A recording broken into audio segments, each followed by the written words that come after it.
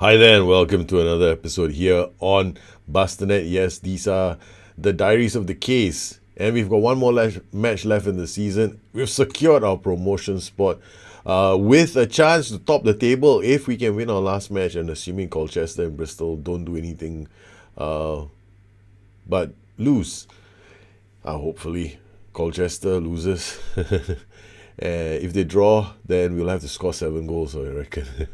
That's not going to happen. What about our season? One thing I like to do when during the course of a season, I will find that I track some information quite closely. The first thing I track during the season is I go to the form guide, and I will the attacking guide or stats, and I will look at things like shots on target ratio.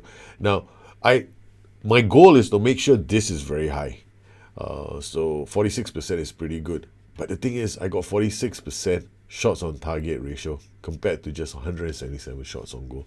Now, when we look at the total number of shots on target, we rank third worst in the league, 177. It's not the number of shots on target that you get, it's the quality of your shots that's more important. So that's something that we focus in a lot. Now, we didn't score a lot of goals from corners and free kicks, so I'm not going to look at that. Keeping the ball as well, no, mid-table side, 71%, not a fantastic number. Understandable with the kind of players that we have. The number of chances we create in the game, 140 compared to Crew Alexandria. So it's really the kind of chances that you make. Were we a tough side? Yeah, tackles, we were pretty robust in our challenges this season. We did okay. So I'm pretty happy with the way we were playing. And I am happy that we won we didn't win, rather. We won the right to get promoted. And if I'm looking at just the players, and Sam Besson, our goalkeeper, has been absolutely outstanding this season. I mean, I won't say absolutely outstanding, but okay, he's not that bad. Bradley Goldberg, I never expected him to be scoring a lot of goals. He scored 25 goals this season to finish among the top 10 strikers in the land. Best at hitting the target was Morgan Penfold. Unfortunately, he didn't really play a lot of games. He made 19 appearances, scored 10 goals. Not too bad for the youngster, I guess. After a double hat-trick at the start of the season, rather two hat-tricks in two hat-tricks. He scored two hat-tricks in two games. Yeah, I was a bit like, oh man, I must have a star in my hands, but that's it. He failed. I'm being harsh here. He didn't fail. He got 10 goals on 19 appearances. He still did quite well. I have to be less harsh with my players. This in terms of unlocking sides, we don't have anybody here who's we can say is a champion. And I noticed one thing in terms of kilometers run in our team, not a lot. Well, the low block certainly didn't make us a very stupid team running around all over the pitch. However, it did mean that other teams spent their time running around the pitch, so I'm happy with that. Injury table, well, we didn't suffer from some major injuries this season. Kingstonian 0. So, I mean, if I look at the history, probably will tell you a different story. I mean, we did have players who were injured.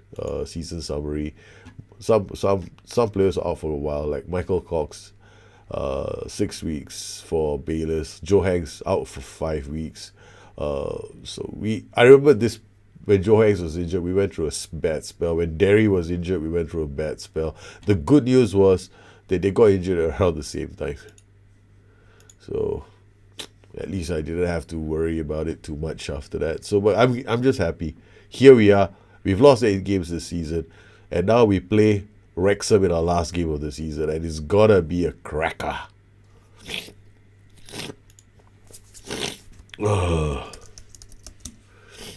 Scouting reports suggest that Wrexham play a counter-fluid system. Now, people have asked me this question. Okay, shape, do you like counter shape? Like, do you play structured against fluid, flexible versus highly structured, something like that? Look, honestly, I'm only worried about roles and duties. I don't care. I really worry about mentality, roles and duties. Fluid just tells me whether more of their players are going to be involved in a transition. That's all. I mean, I don't go like, because you're playing fluid, I'm going to play structure. No, play your own game. That's what I believe. You play your game, all right, your shape. You decide whether you want to throw more bodies into attack. Fluid just says, I'm going to throw more bodies into attack. So in this particular counter, Fluid literally tells me this team is going to be very measured about the way they use the ball. Everybody going to try and get most people on that wavelength. Maybe one or two players are going to be trying to do something with the ball, but they will hold up the ball to get others into play, like the deep line forward and advance forward. Maybe even the inverted winger and the winger. When they get the ball, they will hang about a bit before they get others into play. So how do I play against a team like that? Now, then it becomes a question of the roles that they're using. So if I'm looking at the role central defender, counter fluid, the good news is they're not playing something deep from back. Because the two central defenders, that's two central defenders, not a defensive centre back. So I know that chances are I can probably push my defensive line up a bit. Then we got an inverted winger and a winger. An inverted winger playing alongside a ball-winning midfielder. So they're going to try and cut inside. He's going to try and cut inside, provide support to the deep line forward. Okay. All right. Doesn't say much there, actually. I have to watch the game to try and figure this one out. But deep line forward, advanced forward, supported by an inverted winger in the center of the park with a winger on the right flank, dropping crosses for the advanced forward or the deep line forward. Okay. So they're going to try and build play out from the left. It looks to me like that, because if it gets to the deep line playmaker is just going to try and move the ball. But I'm thinking more of the action is happening down the left. So what do we do? So here, I just play a normal game. I mean, we want to win this match, right? So we're gonna go in this match with our 4-4-2, and our 4-4-2 is designed in such a way that we overload our left. That means we're coming down their right, and their right has got a fullback and a winger, so and an advanced forward. So this we're gonna have to try the game out. I mean, I won't say that there's a magical formula for everything. I'm just going to go and play my game, Davis, Hanks, and then during the game itself, I'll make a decision. So what do? We're playing at home, and here I want to keep the ball. So I got retain possession, will ball into box, use tighter marking, use our slash, and be more disciplined. And my defensive line is going to be normal. We're just going to try and keep the ball and see what happens. We're going to be playing with control fluid, get most of our players involved in the transitions. However, yeah, because I don't think I want to play structured at this point in time, because man for man, we're not as good as the other team. So yes, sometimes I use that logic in my head to decide whether or not I'm going to play structured or fluid. Fluid, my boys need better composure. So let's see whether we can hold on to the ball. This is going to be important for me. The first couple of minutes, I'll watch it on comprehensive. And if we lose the ball too easily, then I'll switch over to something a bit more conservative, like structured as a shape, a bit more disciplined shape. Derry with the ball, Gogonas to Hanks, to Musendo. Oh, a beautiful ball for Derry. Derry tries to hit it down. Hanks with the ball. Oh, Hanks couldn't do much with it. Odofin finds Musendo. Musendo back to Davis. Out to Muleba. Muleba no to Gogonas. Gogonas goes down the pitch. Gogonas plays it back to Muleba. Muleba to Hanks. You see, in fluid, this is what I get. Derry! So I get plenty of support for my attacks. Everything seems to be okay, not too bad. Now, a very good thread has been written by Hearn on the SI forums about attacking a possession. Now, this is quite a few people have written threads about how to keep the ball effectively, including me. And the thing here is you don't want players like that in your team. But before you get, when you think about raising a mentality and you want to have high possession, there are two ways you do this. One is, the simple one is you use the retain possession shout, which we have. And the second way is, of course, my favorite, which is PIs. Now, PIs on specific players in the team allows you to use the pass into space shout a bit more effectively. Why do I say that? Because pass into space is a team shout. It affects runs as well as passes. Now, I don't want the passes to be affected, but I don't mind the runs being affected. So that's why I use pass into space. Now, if I use passing instructions or passes a bit more surgically, then I keep the ball more effectively, right? So I'll just show you what I mean. All right, so we have already got we can remove retain possession.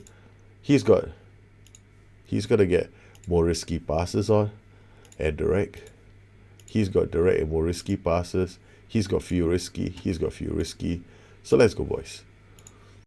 So now the only people who have these risky passes are is Hanks, Davis, and Odofin because of his role.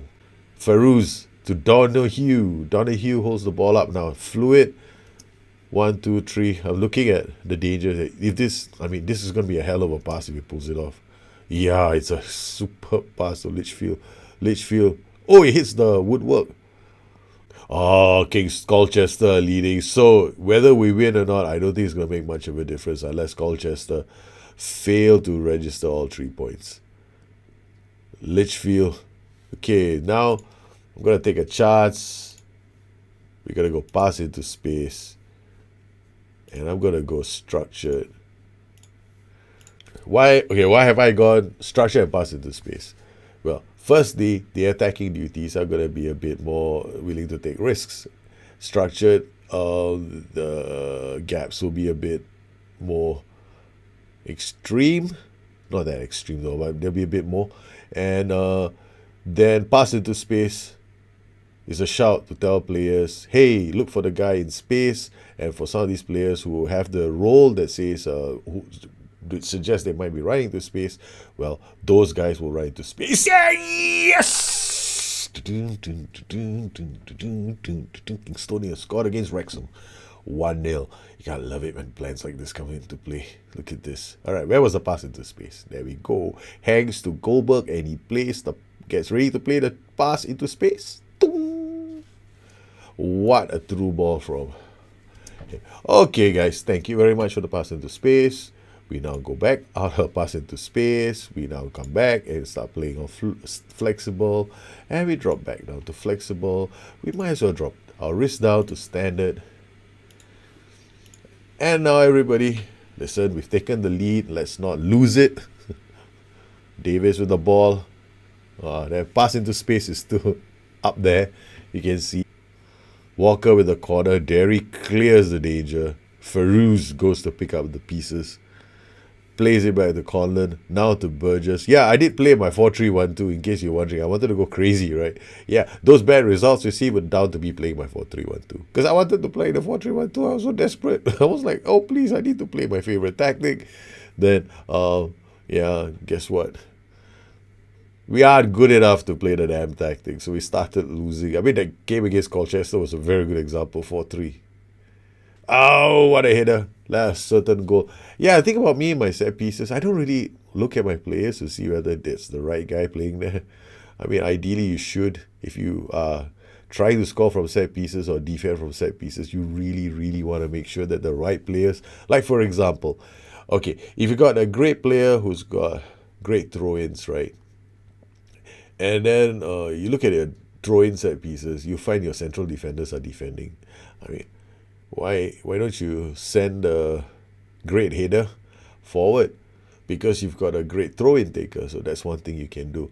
Secondly, for your defending set pieces like corners and free kicks, you want really fast players who've got good composure to be ready to break away, because I am more interested in scoring from counters that involve corners and defending from set pieces than I am from scoring them myself. Like, if I have a corner, I'm like, okay, yeah, if I score as a bonus, I have jumping reach in the 4 main areas, right? You've got one at near post, you've got one attacking near and far, and then you have one in the center. So I've got 4 of them in those areas. That's what I do, and after that, just like, okay, c'est la vie. And of course, you want your strikers with a great strike to be attacking from deep. Get Derry to scales, and defending in the same principles apply, right? When you're defending corners and set piece routines, you basically want your best 4 in the positions where you would normally put players who are attacking.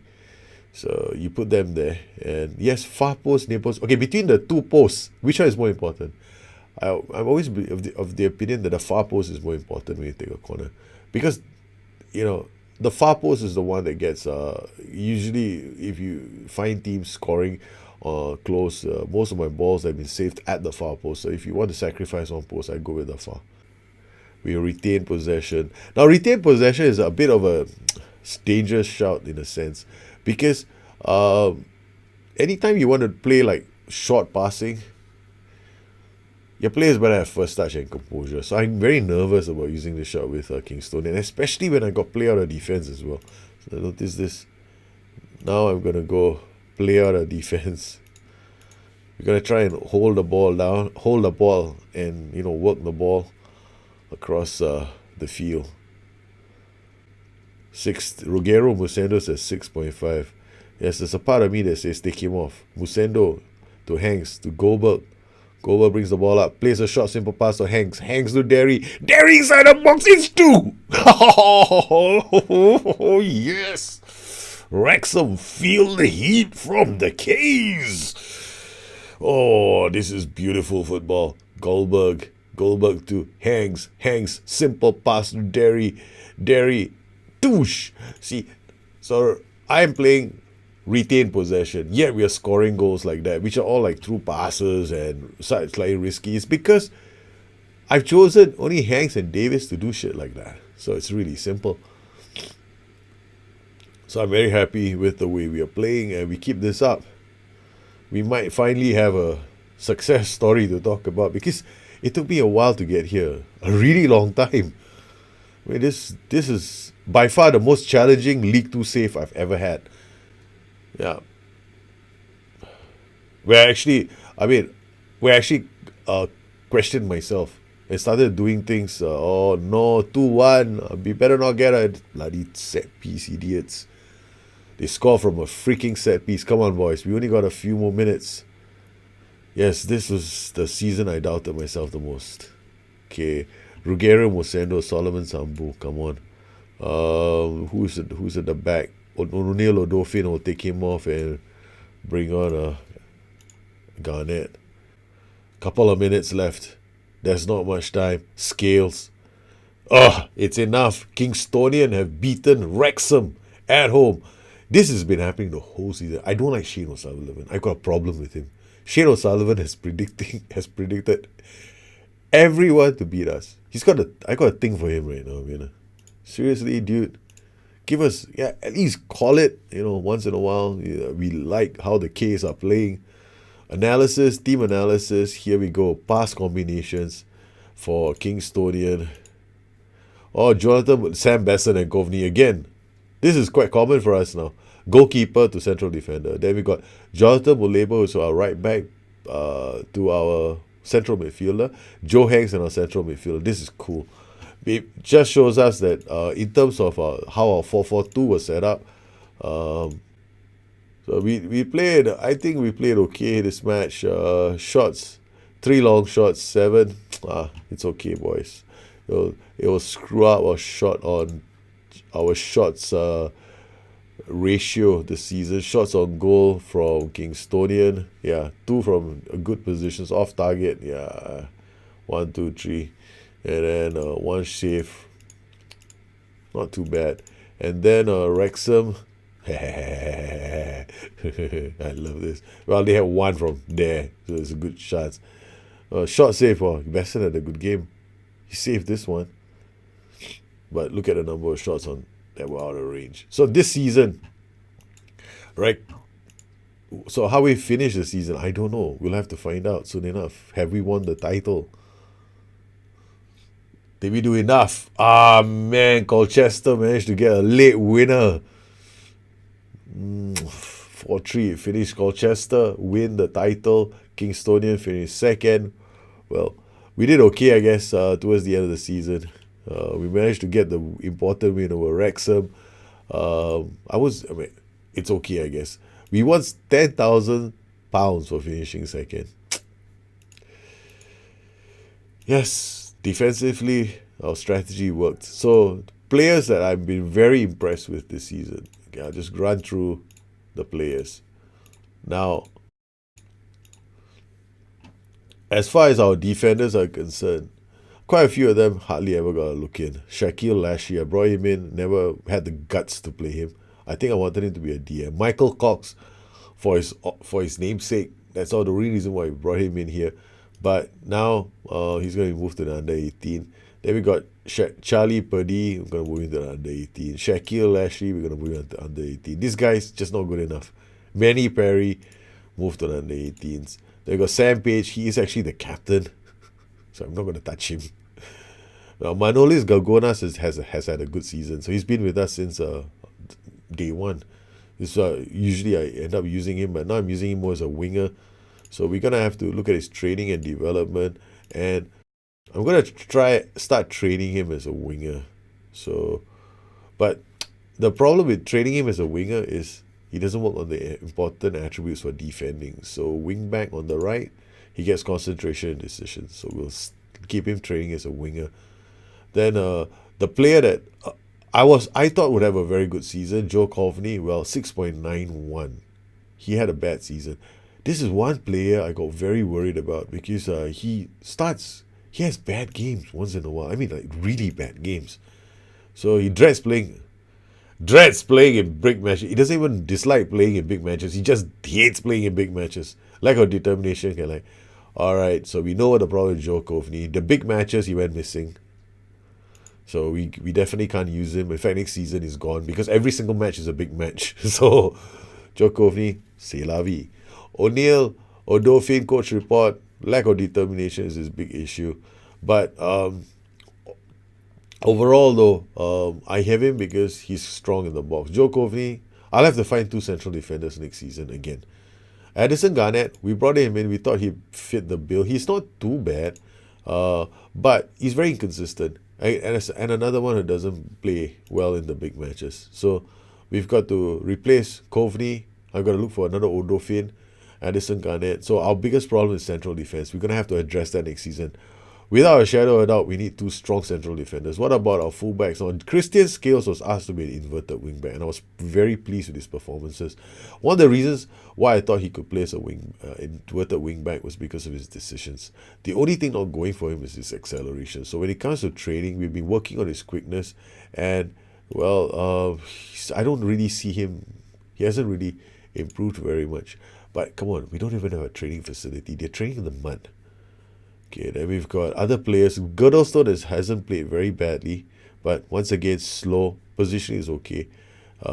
So I'm very, very concerned about my backline.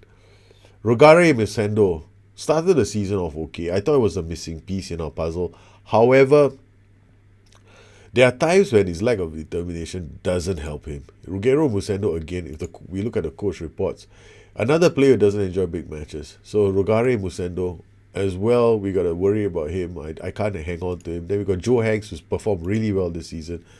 And he has been quite consistent for us this season. And again, he doesn't enjoy big matches. So we got a very big theme in our team. Kenny Davis reports, coach report. It's like I'm in trouble because a lot of players in my team cannot handle the big match. So we are struggling right now to put in some good results. Then I got Aaron Spice, youngster. I thought he might have something going for him, but he plays well in a 4-3-1-2, but whenever he's the only player who seems okay in a 4-3-1-2. The rest all fall apart because they don't know what to do. Then we got attacking midfielders. Here we got Barry Goldberg. I don't know where he came from, but he suddenly came in and he started stealing the show away from Constantino. Then we got Morgan Penfold. Unfortunately for him, he's still young and very inconsistent. And when the push comes to shove, he's not ready for it. So there are quite a number of players in my team, like 6 of them, who are in the first team, who can't play the big games.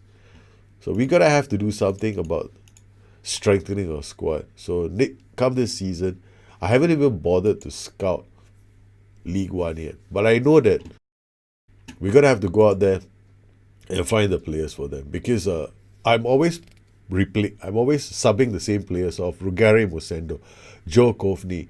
And there's a common theme in all these players that coming off in these games because your ratings will drop. They go like 6.7, 6.8, and then the rest of the team is 6.7, 6.8. And all of a sudden, you see Joe Coveney going down to 6.2, and you're going like, what the hell is going on with him? Well, we know now he's not a big game player. He's not nearly every single one of our matches is a big game, and he's struggling. So we're gonna have to do a lot of work to get them to find players to fill those positions. And financially, not doing too badly. Wage budget is 13, gives us some buffer for next season. As far as the board is concerned, they're building us a new stadium. It actually has less capacity than the one that we're using. And then we're gonna be getting our professional status. 28th of June.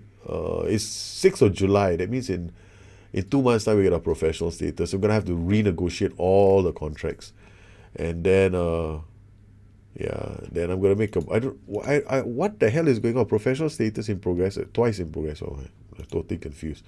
Facilities, finance. I tried affiliate club. I tried all that. They don't want me to go that. They don't want me to do that. I'm gonna talk to them about getting. Yeah, you see, I get nothing, zero, nada.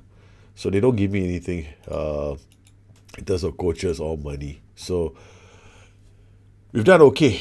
We got promoted. It was a bit of a slow start, and I haven't had a slow start in a long time. Normally I get off, I'm like a rabbit, I bolt out.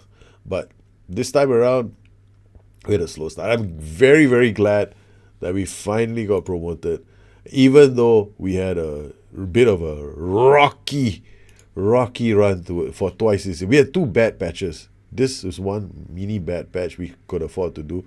We had another bad patch here. We needed to recover quickly. And we had one here at the start of the season. I consider this to be a bad patch because I couldn't find a clean sheet anyway. Then we had to change things around. We managed to do okay. Then over here we struggled again. Then we got this fantastic run going, which actually drove us into the playoff spots. But here we look at the teams that we're playing against. Some of them we should have been beating because the guys at the top, like Bristol Rovers, we weren't playing them here. And we had this massive away win to Bristol Rovers. This was huge this season when we beat Bristol Rovers. Well, overall, I'd say that it's been a great season. I think the biggest, most memorable match I played was against Coventry, and then it would be Mansfield, 5-2, 4-1. Well, I hope you enjoyed this edition of the Kingstonian Diaries. Next season, League One. Will we be able to keep this run going, and who's going to make it into the team and who's leaving? Well, the case, they're probably going to look a lot different next season. I hope they do, because I hope people come and join up. But I may be able to sign some of these players from League 2. So I could just go into some of these clubs and just hawk their players. Well, I hope you enjoyed today's show. If you did, please like and subscribe to the show. If you want to drop me a comment, you can always find me on Twitter at Bustthenet or addicted2fm.com, my website. Once again, I'd like to thank all my patrons for their continued support of this channel. You make this kind of shows possible for the rest of the community. You guys take care, have a good one, and I'll see you again soon. Bye-bye.